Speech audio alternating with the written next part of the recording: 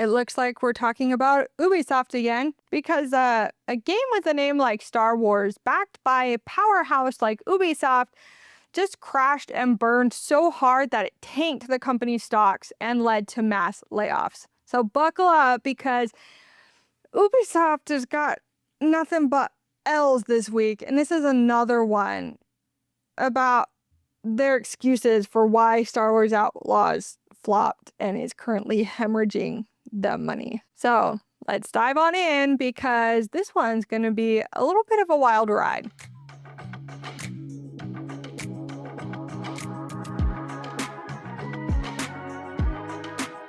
Welcome back to the channel, where we kind of tear apart the gaming world's biggest wins and wipeouts, talk a little bit about tech, maybe a little bit about some entertainment.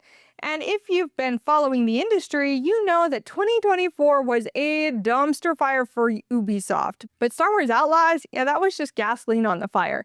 It launched in late August 2024, claiming to be this open-world action adventure, and was supposed to be Ubisoft's big swing, a fresh take on the Star Wars universe, letting you play as K-Vess, a scrappy outlaw pulling heists and dodging Imperials in the timeline between The Empire Strikes Back and Return of the Jedi. Supposedly, we're talking space dogfights, syndicate intrigue, blaster duels, and yeah, that adorable axolotl-like buddy, Nick's just stealing the show and hopefully our hearts. Ubisoft poured over $200 million into it, partnering with Lucasfilm to add authenticity, and hyped it as the ultimate scoundrel simulator. No Jedi lightsabers, just gritty criminal vibes. Sounds kind of epic, right? Critics initially praised the vibrant planets like Tatooine and Tashara, with stunning visuals that captured that classic Star Wars feel. But oh boy, did it unravel fast. We also know not to trust the critics. At least we should know that by now. Today, we're going to be spilling all the tea on Ubisoft, or coffee. I don't have a problem. I can stop anytime. But fast forward to today, July 2025, and the numbers are brutal. Outlaws sold just around 1 million copies in its first month, which was way below Ubisoft's projections of 5.5 to 7.5 million by March in 2025. Analysts even downgraded forecasts after launch, which is worse. By the end of 2024, it was still Ubisoft's latest flop, with Steam peaks at only 20,000 concurrent players that plummeted quicker than a TIE fighter in a dogfight. What can I say? Metacritic scores hovered at a meh 76, with players slamming it for bugs, repetitive quests, and a story that felt as flat as a HoloVid rerun. Ubisoft shares tanked 12.6% to a near 10-year low right after release, forcing them to delay Assassin's Creed Shadows and announce even more cost-cutting. And get this, Ubisoft posted a whopping €150 million loss, with revenues down 31.4%, blaming flops like Outlaws for the mess. They've laid off over 3,000 employees since 2023, closing studios like Leamington and slashing jobs in Dusseldorf, Stockholm, and even more. And let's be honest, it's not just one game, it's a pattern of mismanagement that's turning Ubisoft into a cautionary tale. But why did Star Wars Outlaws fail so spectacularly?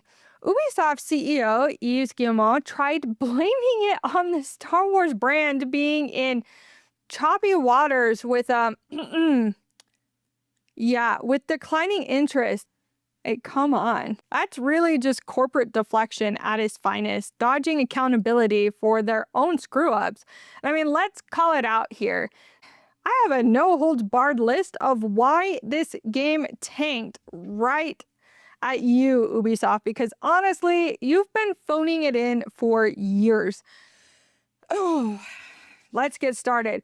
Recycled, bloated, open world drudgery. You slapped the same tired Ubisoft formula, endless maps crammed with fetch quests, meaningless collectibles, and checklist gameplay from Assassin's Creed and Far Cry onto a Star Wars skin. Players felt like they were grinding Ubisoft, the game not immersing in a galaxy far, far away. No wonder retention dropped. Who wants to clear Outposts for the 50th time? And next up, Ubisoft. Your launch was riddled with bugs and had poor polish. Clunky controls, dumb AI, invisible walls, and performance hiccups on PC and consoles made it feel unfinished, which it probably was. Even after years in development, in a world scarred by Cyberpunk's launch, gamers won't tolerate this crap, especially at $70 a pop. You patched out punishing stealth sections post-launch, admitting it was off-putting, but guess what, Ubisoft? It was too little too late. Next up, you gave players a shallow story and forgettable characters. K-Vess had some potential as a Han Solo-esque rogue, but the narrative was predictable, lacking emotional punches or clever ties to Star Wars lore. Side characters were bland, and Nyx, yeah, cute, but not enough to carry a weak script. Compare this to Jedi Survivor's depth, and Outlaws just felt like a missed opportunity to shine. Don't even get me started on the way you did K-Vess dirty. You did her so dirty. That actress looked fantastic. And yeah, you don't need all girls to be smoking hot, whatever, but can you at least make her cute? Could she at least have been cute? That's too hard to ask. Your other problem was greedy pricing and monetization tactics. $70 base, plus DLC roadmaps and cosmetic microtransactions. In 2024, with free Star Wars content in Fortnite and budget hits like Helldivers 2 dominating, you alienated everyone, especially when the game launched without Steam, forcing Uplay headaches. And don't get me started on de novo DRM scaring off PC players. I hate de novo. Oh, and let's talk about your marketing flops and brand toxicity.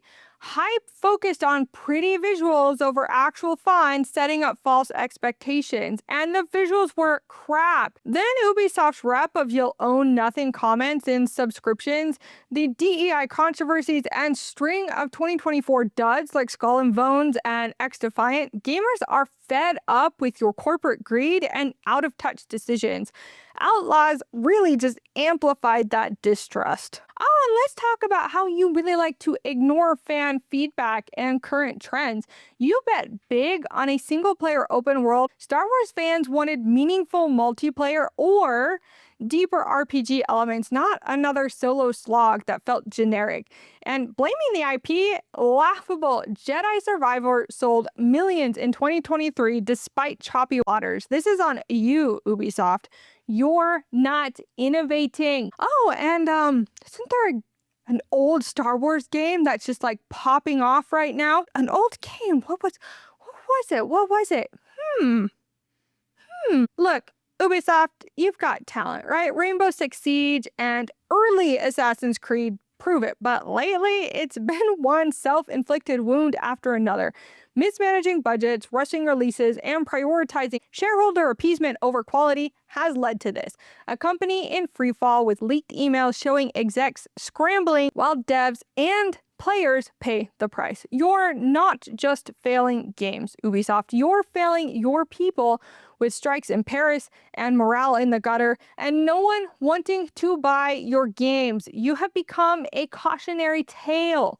If you want games to sell again and not go bankrupt by 2026, take some notes because your current path is a death march. So, what can you do? You can break free from the Ubisoft cookie cutter just vibe that you got going on. You can innovate, dang it.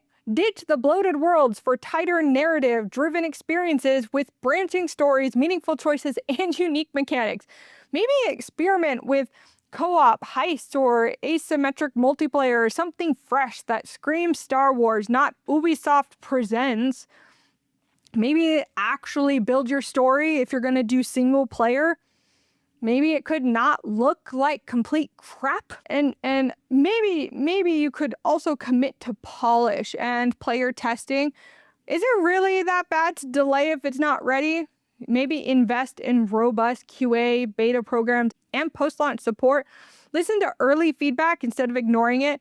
And a bug-free launch builds hype. A broken one kills it.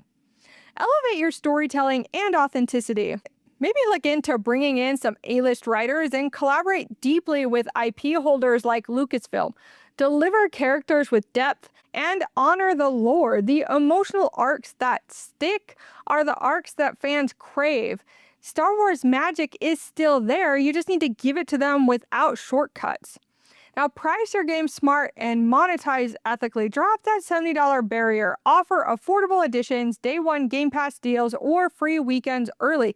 Make microtransactions optional, fun, and non-predatory, and reward loyalty. Stop exploiting it. Lower entry points means more players, which means more engagement, which means more sales long term, and that's what you need. You could also think about maybe rebuilding trust through transparency. Engage communities with honest dev diaries, AMAs, and quick patches. Admit mistakes like Guillermo's lame blame game and show that you're changing. Foster inclusivity without forcing agendas that divide, and focus on fun for all. Could also diversify and adapt to the market. Balance big AAA with smaller, risky projects. Explore live service done right or abandon it altogether. And study successes like Jedi games and learn quality over quantity, passion over profits. In the end, Star Wars Outlaws could have been legendary, a bold pivot from Jedi Tales to Outlaw Adventures, but Ubisoft's hubris turned it into another notch on their belts of failures. You've got the resources and IP goldmine. Stop squandering them with greedy, tone-deaf moves, and you'll keep watching your empire crumble while competitors like EA's Respawn eat your lunch. Gamers, what do you think? Was Outlaws salvageable, or is Ubisoft beyond saving? Go ahead and sound off in the comments. Anyway, that's all I've got for you today. Thank you so much for watching this video. I hope you have a fantastic rest of your day. Peace out, and may the Force be with you. Bye.